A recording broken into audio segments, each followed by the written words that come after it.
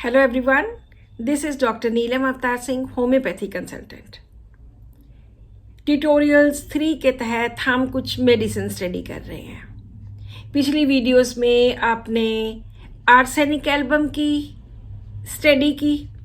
इस वीडियो में हम बात करेंगे हमारी सेकंड मेडिसिन, जो कि हम कॉमनली बहुत ज़्यादा इस्तेमाल करते हैं, ओपीएम की। ओपीएम एक प्लांट मेडिसिन है, पापावरेसी फैमिली है। इस फैमिली में सबसे ज़्यादा इम्पॉर्टेंट 2 चीज़ें हैं। नंबर 1 पेन, जो कि बहुत ज़्यादा pain and suffering, very excruciating pain, very violent pain and इतनी ज़्यादा पेन के जो बॉडी को नम करके रख दे या बॉडी को पैरालिसिस वाली स्टेज में ले आए। और सेकंड इसमें है फियर एंड फ्राइट। ओपीएम की बहुत सारी या पापावरेसी फैमिली की बहुत सारे सिम्टम्स ऐसे हैं जो कि फियर एंड फ्राइट के साथ रिलेटेड है। सो अब हम डिटेल में बात करेंगे ओपीएम मेडिसिन की। ओपीएम मेडिसिन का किंग पिन है फियर ऑफ एक्स्ट्रावेजेंस। एक्स्ट्रावेजेंस का मतलब इन एक्सेस ऑफ। कोई भी चीज अगर बहुत ज्यादा इन एक्सेस हो गई, वहां पे भी थिंक ऑफ ओपीएम। अब ये कौन सी ऐसी चीज है जो एक्सेस हो गई? जब भी कभी पेशेंट की टॉलरेट करने की, बर्दाश्त करने की, कुछ भी, कोई पेन हो, कोई सिचुएशन ऐसी हो जिसमें उसकी लिमिट क्रॉस हो जाती है, जिसमें उसकी बर्दाश्त करने की शक्ति जवाब दे जाती है, वहां पे एक्स्ट्रावेजेंस होता है। इसकी प्रॉब्लम बहुत ज्यादा बढ़ जाती है, इतनी ज्यादा बढ़ जाना कि वो बर्दाश्त ही नहीं कर पाता। एक्स्ट्रावेजेंस means in excess of which in one's estimation is the right limit, scared to cross that limit। इतनी ज़्यादा उसकी प्रॉब्लम बढ़ जाती है कि वो बर्दाश्त नहीं कर जा सकता, वो डर जाता है इस चीज़ से। हम पेशेंट को किस तरह से एक्स्ट्रावेजेंस में देखेंगे? बहुत बार होता है कि पेशेंट को कोई प्रॉब्लम हुई, 1 हफ्ता हो गई, 2 हफ्ते होगी, पेशेंट को लगा ही नहीं कि कोई ज़्यादा प्रॉब्लम है या मैं कोई मेडिसिन लूँ। वो मेडिसिन नहीं लेता। हफ्ता बीत गया, 2 हफ्ते बीत गए, महीना बीत गया, या बहुत देर बीत गई, 6 महीने बीत गए। लेकिन एक टाइम ऐसा आता है कि जब उसको लगता है कि ओहो, ये तो बहुत बढ़ गई, अब तो बर्दाश्त नहीं हो रही, अब तो हद होगी। जब ये एक्सप्रेशंस पेशेंट के फेस पे आते हैं कि बहुत ज़्यादा बढ़ गई, अब तो हद ही होगी, उस वक्त ओपीएम की बारी आती है। इसमें इनिशियली एक स्टेज ऐसी आती है जिसमें वो टोटली इनडिफरेंट रहता है, indifferent to suffering, indifferent complain does not. और दूसरी स्टेज ऐसी आती है जिसमें वो एक्स्ट्रावेजेंस में चला जाता है, फियर ऑफ एक्स्ट्रावेजेंस। बहुत ज़्यादा अब वो बियर नहीं कर सकता और उसको और ज़्यादा बढ़ जाने का डर रहता है। 2 रूब्रिक्स हैं, 1 is extravagance, 1 is fear of extravagance. Extravagance problem का बहुत ज़्यादा बढ़ जाना, फियर ऑफ एक्स्ट्रावेजेंस जिसमें बढ़ भी गई है और ज़्यादा बढ़ जाने का डर है। एक्स्ट्रावेजेंस में वी हैव 30 मेडिसिन्स और फियर ऑफ एक्स्ट्रावेजेंस में सिंगुलर ओपीएम है। मैंने बहुत सारी वीडियोस में ओपीएम की, अपने केस की और अपने फादर साहब के केस की बहुत बार बात की है। दोबारा बताती हूँ अपना केस। एक बार मुझे मेरी स्मॉल फिंगर में पेन स्टार्ट हो गया, बहुत साल पुरानी बात है। जब ये पेन स्टार्ट हो गया, मैंने कोई परवाह नहीं की, कोई दवाई नहीं ली, कुछ नहीं लिया। हफ्ता, 10 दिन, 15 दिन, महीना बीत गया। दर्द था, बियरेबल था, कोई प्रॉब्लम नहीं लग रही थी। उसके बाद कुछ दिनों के बाद मेरी सेकंड फिंगर में पेन स्टार्ट हो गया। मैंने फिर भी कोई मेडिसिन नहीं ली, कोई परवाह नहीं की, जस्ट वैसे ही नॉर्मली कि चलो थोड़ी सी दर्द है कोई बात नहीं। लेकिन 1.5-2-2.5 महीने के बाद जब मैं एक दिन सो के उठी तो मेरी थर्ड पेन में इतना सीवियर पेन था कि तभी मेरे मन में ख्याल आया कि मेरी पहले एक फिंगर में दर्द हुआ, दूसरी में दर्द हुआ, अब तो हद होगी, इतनी ज़्यादा पेन। मैंने इमीडिएटली डॉक्टर मान को फ़ोन किया और उनको इसी तरीके से एक्सप्रेस किया और डॉक्टर साहब का यही जवाब था कि ले लो मेडिसिन फिर। एंड आई टूक ओपियम ऑन दैट डे। उसके बाद कभी भी किसी भी जोड़ में किसी में कभी दर्द नहीं हुआ।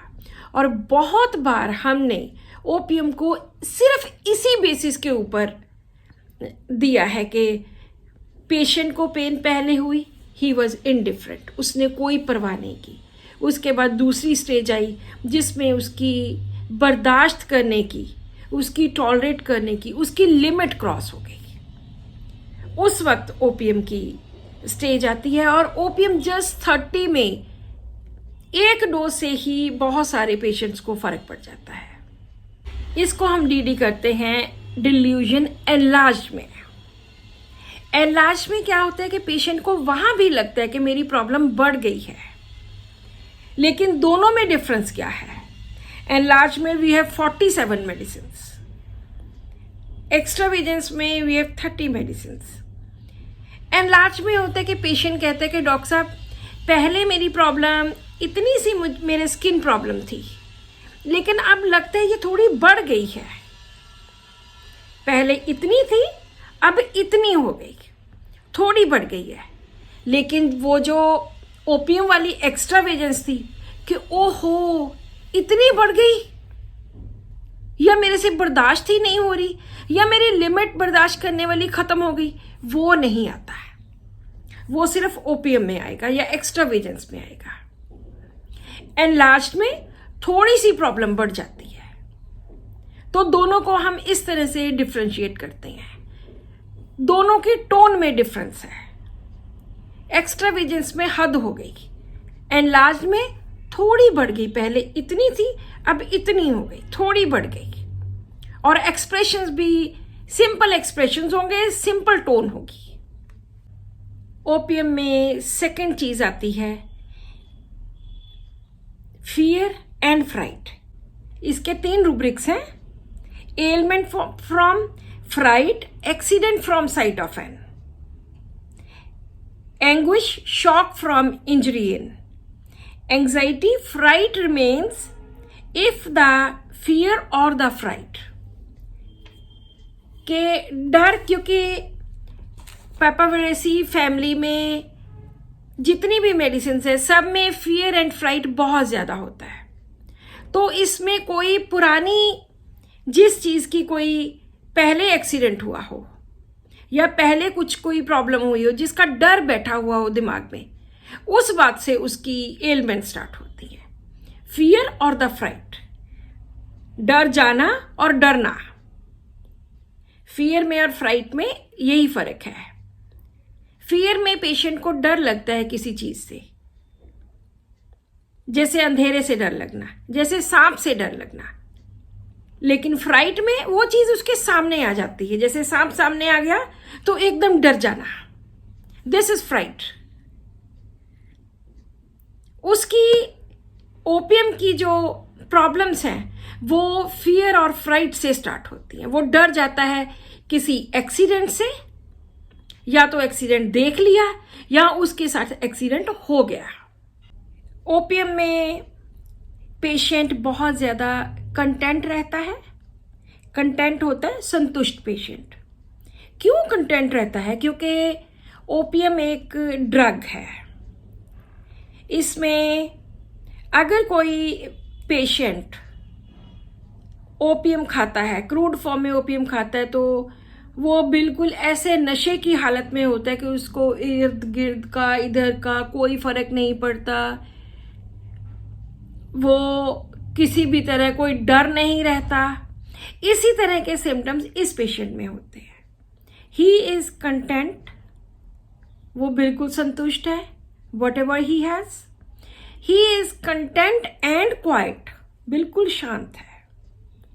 ही वॉन्ट्स नथिंग, कुछ नहीं चाहिए। ही डिजायर्स नथिंग, और साथ में totally indifferent. He is indifferent and complain does not. कोई भी प्रॉब्लम है तो उसकी वो कंप्लेन नहीं करता, शिकायत नहीं करता, ज्यादा बताता नहीं है किसी को भी, क्योंकि उसको समझ ही नहीं लगती। He is totally indifferent, he is apathetic. उसको कोई फर्क ही नहीं पड़ता, इनडिफरेंट में किसी को कोई फर्क नहीं पड़ता। इतना कंटेंट होता है कि content forget all his elements and pain. वो जितनी भी उसकी एलिमेंट या प्रॉब्लम होती है वो भूल जाता है, उसको कुछ याद नहीं रहता। और क्या हो जाता है, he becomes fearless, danger no sense of. उसको खतरे का कोई आभास नहीं होता। फियरलेस एक जनरल टेंडेंसी है पेशेंट की, जिसमें वो इन जनरल फियरलेस होता है। लेकिन डेंजर नो सेंस ऑफ में डेंजर तो सामने है, खतरा तो सामने है, लेकिन उसको खतरे का आभास नहीं होता। इस तरह का ओपीएम पेशेंट होता है। Indifferent to joys and suffering, किसी की खुशी से उसको कोई मतलब नहीं है, किसी के या खुद के भी गम से उसको कोई मतलब नहीं है। He is apathetic, he is indifferent, इससे कोई फर्क नहीं पड़ता उसको। और वो क्या कहता है,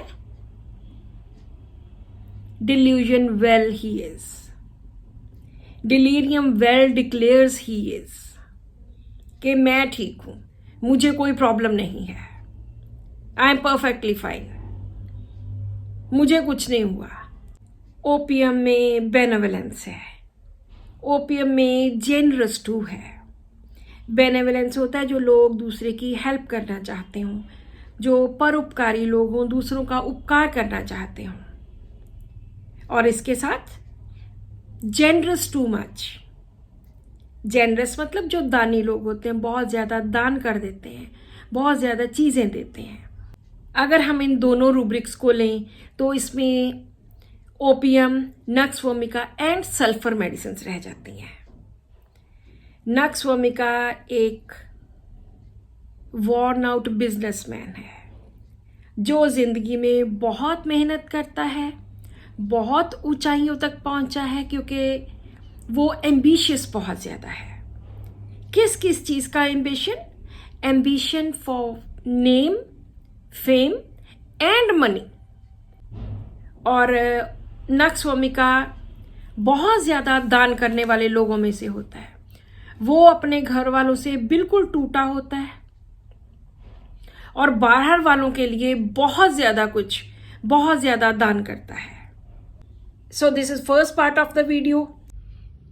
आज की वीडियो का क्वेश्चन है, पापावरेसी फैमिली की 2 और मेडिसिन के नाम बताइए। Write the names of 2 medicine of papaveraceae family. Second part में भी हम ओपीएम के कुछ इंपॉर्टेंट रूब्रिक्स करेंगे। So thank you so much for watching this video and keep watching my videos.